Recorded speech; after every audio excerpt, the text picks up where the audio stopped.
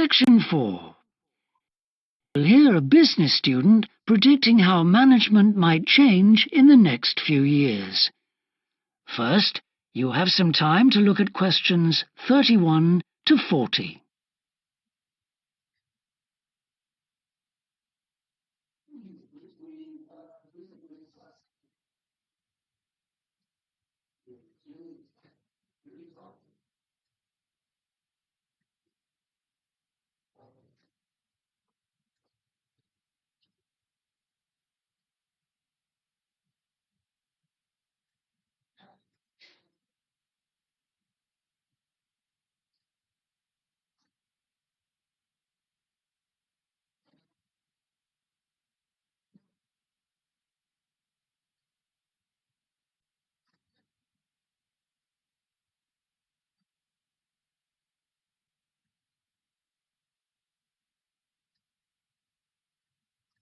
Now listen carefully and answer questions 31 to 40.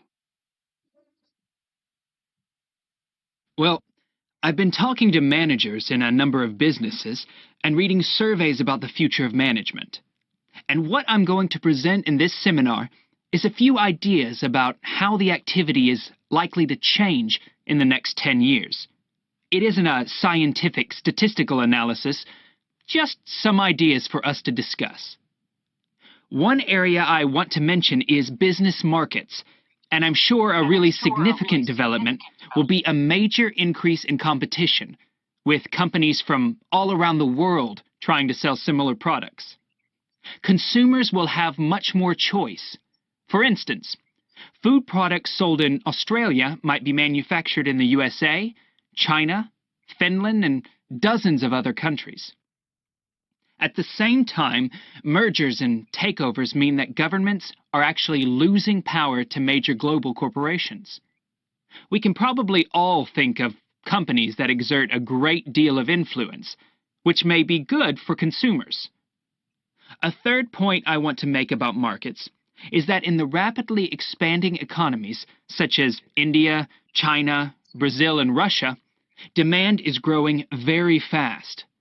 This is putting pressure on resources all over the world. I think businesses are becoming more open to external influences. In particular, companies are consulting customers more and more before making their business decisions. Companies are finding out what they want and providing it, instead of making products and then trying to sell them, which is the model of years ago. Another influence is that concerns about the environment will force manufacturers to extend product life cycles to reduce the amount of pollution and waste. And, in some cases, regulation will need to be strengthened.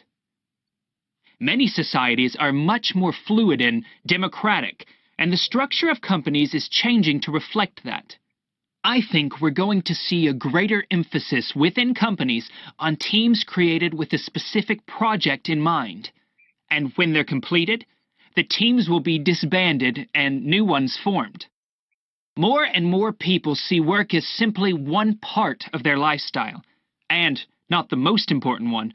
And as the workforce is shrinking in some countries, businesses are having to compete for staff instead of being able to choose among a lot of applicants. Typical examples that will attract and retain staff are traditional ones like flexible hours and, something that has been made possible by advances in technology, remote working, with people based at their home, abroad, or almost anywhere they choose.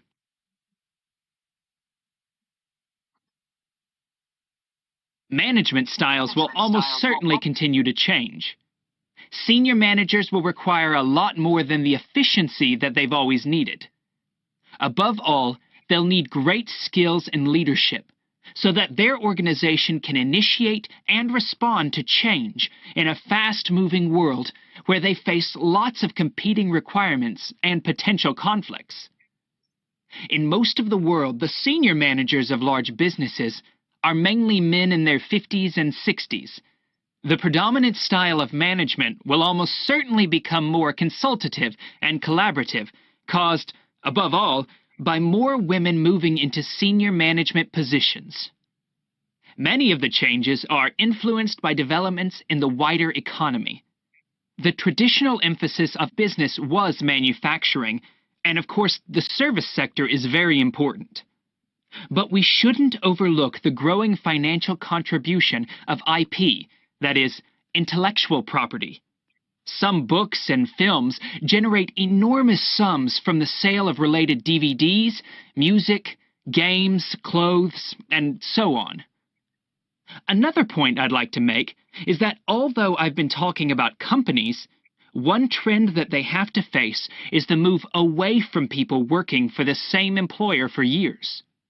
Instead, more and more people are becoming self-employed to gain the freedom and control over their lives that they're unlikely to get from being employed. Okay, well, that's all I want to say, so let's open it up for discussion. That is the end of section 4. You now have half a minute to check your answers.